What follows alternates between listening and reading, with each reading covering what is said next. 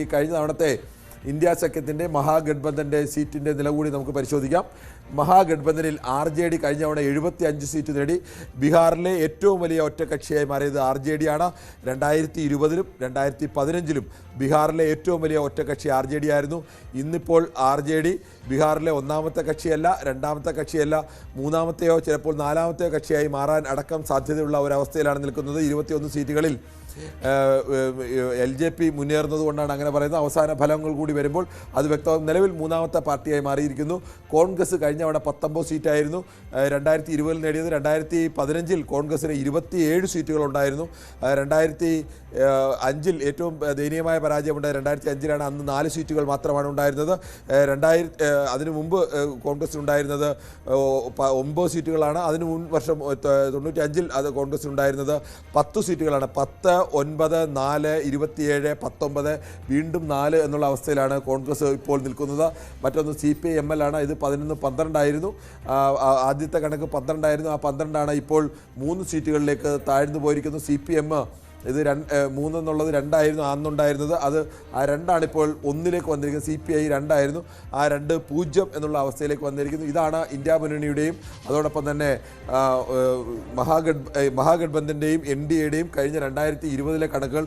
ഇനി നമുക്ക് 2025-ലെ ഈ വർഷത്തെ കണക്കുകൾ പരിശോധിക്കാം. ഈ വർഷത്തെ റീജിയണൽ തിരിച്ചുള്ള കണക്കുകൾ കൂടി പരിശോധിച്ചു കഴിഞ്ഞാൽ പ്രധാനമായും 6 മേഖലകളാണ് ബീഹാറിലുള്ളത്. ഒന്ന് ഭഗൽപൂരാണ്. ഭഗൽപൂർ കഴിഞ്ഞാൽ ഭോജ്പൂരാണ്. മറ്റൊന്ന് മഗധാണ്. മഗധ് കഴിഞ്ഞാൽ മിഥിലയാണ്. മറ്റൊന്ന് സീമാഞ്ചലാണ്. മറ്റൊന്ന് തൃത്താണ്. ഇതിൽ ഭോജ്പൂരും മഗധും ഈ ഭോജ്പൂരും മഗധുമായിരുന്നു 2020-ൽ. ഞാൻ 2020 ഒരിക്കൽ കൂടി കാണിക്കാം. 2020-ൽ ഇന്ത്യ സഖ്യത്തിന് മഹാഗഡ്ബന്ധന് ഏറ്റവും വലിയ മുന്നേറ്റം ഉണ്ടാക്കാൻ കഴിഞ്ഞ 2 മേഖലകൾ ഭോജ്പൂർ പ്ലസ് മഗധ്. നമുക്കത് രണ്ടും കൂടി ഒരുമിച്ച് നോക്കാം. ഭോജ്പൂർ പ്ലസ് മഗധ് നോക്കുമ്പോൾ ഈ മേഖലയാണ് UP-യുമായി അതിർത്തി പങ്കിടുന്ന മേഖല. ജാർഖണ്ഡുമായി അതിർത്തിയിലൊക്കെ പങ്കിടുന്ന മേഖല. പ്രധാനമായി UP-യാണ് അതിർത്തി വരുന്നത്. അവിടെ ആകെ 93 സീറ്റുകളിൽ 64 സീറ്റ് നേടിയത് ഇന്ത്യ മുന്നണിയാണ് എന്ന് ഓർക്കണം. NDAക്ക് 28 സീറ്റുകൾ മാത്രം. NDAയുടെ സീറ്റിൻ്റെ ഇരട്ടി സീറ്റുകളാണ് കഴിഞ്ഞ തവണ ഇന്ത്യ മുന്നണി ഈ 2 മേഖലയിലായി ഭോജ്പൂരിലും മഗധിലുമായി നേടിയത്. അവിടെ തന്നെ RJDയുടെ ശക്തി കേന്ദ്രമാണ് ഈ സ്ഥലം എന്ന് പറയുന്നതെന്ന് ആലോചിക്കണം. പരമ്പരാഗതമായി തന്നെ RJDയുടെ ശക്തി കേന്ദ്രമാണ്. ആ തെരഞ്ഞെടുപ്പിലും 2015 തെരഞ്ഞെടുപ്പിലുമൊക്കെ വലിയ വിജയം. 2015 കണക്കുകളുണ്ട്, വിശദമായി പോകാൻ സമയമില്ലാത്തത് കൊണ്ടാണ്. അവിടെ RJD 44 സീറ്റുകൾ നേടി. CPI-MLൻ്റെ ശക്തി കേന്ദ്രങ്ങളാണ് ഇപ്പോഴും അവിടെ 3 സീറ്റുകളുള്ളത്. ഈ മേഖലയിൽ തന്നെയാണ് ഇപ്പോഴും അവർക്കുള്ളത്. അവർക്ക് 9 സീറ്റുകൾ നേടി. കോൺഗ്രസിന് 9 സീറ്റുകൾ നേടി. CPM-ൻ്റെ 2 സീറ്റുകളും നേടിയിരുന്നു. ഇത് CPIയുടെ പ്രധാനപ്പെട്ട ഒരു മേഖലയല്ല ഇത്.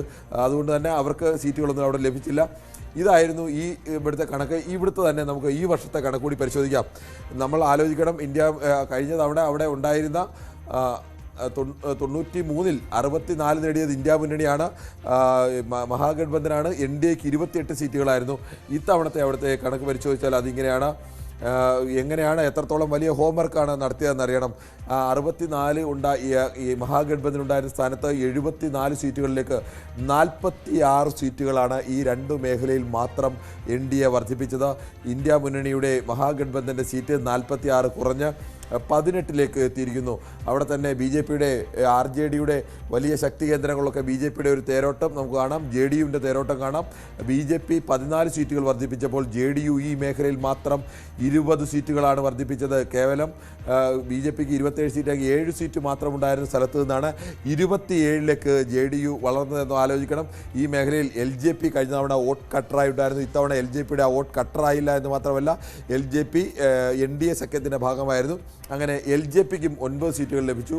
കഴിഞ്ഞ തവണ LJP ഇവിടെയെല്ലാം വോട്ട് വാങ്ങി ഇവരുടെ 27-നെ 7 നിലനിർത്തിയെങ്കിൽ ഇത്തവണ അവർ കൂടി ചേർന്നപ്പോൾ ആ 27-ഉം പ്ലസ് 9 ഇവരുടെ LJPയുടെ 9-ഉം പ്ലസ് BJPയുടെ 14-ഉം കൂടി ചേരേണ്ടി വന്നു. അപ്പോൾ സ്വാഭാവികമായും ഇവർക്ക് വലിയ രീതിയിലുള്ള ഒരു മുന്നേറ്റമാണ് ആ സമയം അവർക്ക് ഉണ്ടാക്കാൻ കഴിഞ്ഞത് എന്നതുകൂടി ആലോചിക്കണം. 46 സീറ്റുകൾ അധികം നേടാൻ BJPക്ക് കഴിയുന്നു. NDAയിൽ ആകെ 46 നേടുന്നു. അതിൽ 14 സീറ്റ് BJP അധികമായി നേടുന്നു. അതോടൊപ്പം തന്നെ JDU അവിടെ 20 സീറ്റുകൾ അധികം നേടുന്നു. LJP 9 സീറ്റ്, 0 9 സീറ്റുകളിലേക്ക് LJP വരുന്നു. നമുക്ക് ഇനി മറ്റ് ചില മേഖലകൾ കൂടി പരിശോധിക്കേണ്ടതുണ്ട്. അത് ഭോജ്പൂരും മഗധും കഴിഞ്ഞാൽ ബാക്കി ഭഗൽപൂരായാലും മിഥിലയായാലും സീമാഞ്ചലായാലും തൃത്തായാലും ഈ മേഖലകളിലെല്ലാം തന്നെ കഴിഞ്ഞ തവണ NDAക്കായിരുന്നു ഭൂരിപക്ഷം ഉണ്ടായിരുന്നത്. ഇതിൽ പ്രധാനപ്പെട്ട ഒരു മേഖല സീമാഞ്ചലാണ്. കൂടിയാണ്. അവിടെ പ്രത്യേകിച്ച് OIC-യുടെ പാർട്ടിയൊക്കെ വോട്ട് കട്ടറായി നിൽക്കുന്ന ഒരു മേഖല കൂടിയാണ്. സീമാഞ്ചൽ എങ്ങനെയായിരുന്നു നമുക്ക് ഫലം എന്ന് നോക്കാം. സീമാഞ്ചലിലെ ഫലം ഇങ്ങനെയാണ്. സീമാഞ്ചലിനെ സംബന്ധിച്ച് 74 സീറ്റുകളിൽ NDA 32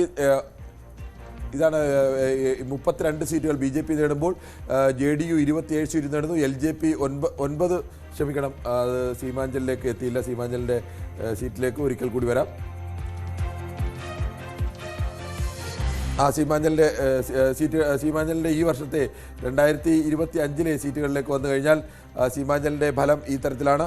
74 സീറ്റുകൾ നേടി. BJP 32 സീറ്റുകൾ, 14 സീറ്റുകൾ അധികം പറഞ്ഞ് JDU 27 സീറ്റുകളിലും വിജയം നേടിയിരിക്കുന്നു. മറ്റ് 4 മേഖലകളും പരിശോധിച്ച് കഴിഞ്ഞാൽ ഇനി തൃത്തായാലും ഭോജ്പൂരായാലും ഭഗൽപൂരായാലും ഇവിടെയെല്ലാം തന്നെ വലിയ വിജയമാണ് NDAക്ക് ഉണ്ടായിരിക്കുന്നത്. പാടെ അടിഞ്ഞു പോകുന്ന അവസ്ഥയിലായിരുന്നു അവിടെയെല്ലാം പൂർണ്ണമായും മറ്റ് ഇന്ത്യ സഖ്യം മഹാഗഠബന്ധൻ ഉണ്ടായിരിക്കുന്നത്.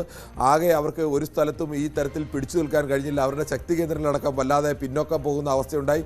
അങ്ങനെയാണ് യഥാർത്ഥത്തിൽ എല്ലാ തരത്തിലും നിതീഷ് കുമാറിനെ 2005 മുതൽ ബീഹാറിൻ്റെ മുഖ്യമന്ത്രി ആയിരിക്കുന്ന ആളാണ് നിതീഷ് കുമാർ. സുശാസൻ ബാബു എന്ന പേരിൽ അതിനു മുമ്പുണ്ടായിരുന്ന ജംഗിൾ രാജ് എന്ന ലാലുവിൻ്റെ യുഗം, 95 മുതൽ ഉള്ള ലാലുവിൻ്റെ യുഗം, അതിൽ 2005 ആദ്യം 2000 അധികാരത്തിൽ വന്നെങ്കിലും അന്ന് അധികാരം നിലനിർത്താൻ 7 ദിവസത്തെ സർക്കാർ രാജിവെക്കേണ്ടി വന്നു. റാബറി ദേവി മുഖ്യമന്ത്രിയാവുന്നു. 2005 ആദ്യമായി നിതീഷ് കുമാർ മുഖ്യമന്ത്രിയാവുന്നു. സുശാസൻ ബാബു എന്ന പേര് അദ്ദേഹം വികസന പ്രവർത്തനങ്ങൾ നടപ്പാക്കി. സ്കൂളുകളിലേക്ക് അധ്യാപകരെ നിയോഗിച്ചു. റോഡുകൾ നിർമ്മിച്ച് അങ്ങനെ നാട്ടിൽ വലിയ മാറ്റങ്ങൾ വരുത്തിയാണ് അങ്ങനെ ഒരു വിളിപ്പേര് സ്വന്തമാക്കിയത്. അതിനുശേഷം പിന്നീട് വീണ്ടും ഇടയ്ക്ക് ഒരു കാലം 2014 ലോക്സഭാ തെരഞ്ഞെടുപ്പിലെ ദയനീയ പരാജയത്തെ തുടർന്ന് അദ്ദേഹം രാജിവെച്ച ഒരു വർഷം ജിതിൻ റാം മാഞ്ചി അദ്ദേഹത്തിൻ്റെ പാർട്ടിയിൽ തന്നെയുള്ള JDUവിൽ തന്നെ ഉണ്ടായിരുന്ന, അന്ന് അദ്ദേഹത്തിൻ്റെ പാർട്ടിയിൽ ഉണ്ടായിരുന്ന, പിന്നീട് സ്വന്തമായി പാർട്ടി രൂപീകരിച്ച് പോയ ജിതിൻ റാം മാഞ്ചി ദളിത് വിഭാഗത്തിലുള്ള നേതാവാണ്. അദ്ദേഹം മുഖ്യമന്ത്രി ആയതൊഴിച്ചാൽ 2005 മുതൽ ഈ 2025 വരെ 20 വർഷക്കാലത്തെ ആ ഒരു വർഷം മാറ്റി നിർത്തിയാൽ പൂർണ്ണമായും ബീഹാറിന് ഒരേ ഒരു നേതാവായി ഉണ്ടായിട്ടുള്ളൂ. അത് നിതീഷ് കുമാറാണ്. കഴിഞ്ഞ തവണയാണ് നിതീഷ് കുമാറിൻ്റെ നേതൃത്വത്തിന് ചില ചോദ്യങ്ങൾ ഉയർത്താൻ അന്ന് മഹാഗഠബന്ധന് തേജസ്വി യാദവിന് കഴിഞ്ഞത്. പക്ഷേ ഇപ്പോൾ അങ്ങനെ ഒരു ചോദ്യവും ഉയർത്താൻ കഴിയാത്ത രീതിയിലേക്ക് ഒരേ സമയം തന്നെ തകർക്കാൻ വേണ്ടി എതിരാളികളായി RJD നിൽക്കുന്നു. അതോടൊപ്പം തന്നെ തൻ്റെ പക്ഷത്ത് നിൽക്കുമ്പോഴും തൻ്റെ പാർട്ടിയെ ദുർബലപ്പെടുത്താൻ വേണ്ടിയുള്ള ശ്രമങ്ങൾ BJPയുടെയും LJPയുടെയും ഭാഗത്തു നിന്നൊക്കെ ഉണ്ടാകുന്നു. ഇതെല്ലാം തിരിച്ചറിഞ്ഞ് പലതവണ മുന്നണി മാറുകയും തിരിച്ചു വരികയും ഒക്കെ ചെയ്ത് പാൽത്തൂറാം എന്നൊരു ആക്ഷേപം കൂടി അദ്ദേഹം നേടിയിരുന്നു.